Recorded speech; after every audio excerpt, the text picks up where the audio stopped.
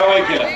मला पोलिसांना सांगायचं, सर्व पक्षाचे नेते या ठिकाणी आहेत, कारवाई करायची असेल तर आमच्या शेतकऱ्यावर करायची नाही, कारवाई करायची असेल तर ती कारवाई आमच्या त्या ठिकाणी तुम्ही करा। पण जो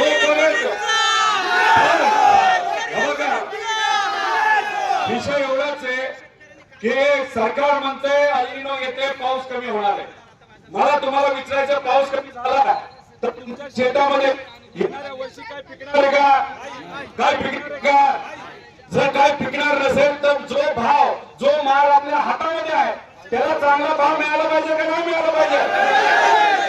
अहो, आता एमएलसीच्या इलेक्शन मध्ये एक तिकीट दिलं गेलं, त्याच्या मागे 50 कोटी रुपयाचा व्यवहार झाला अशी चर्चा आहे।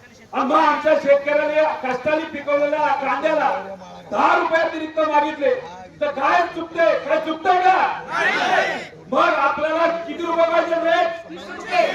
आपल्याला रेट पाहिजे 30।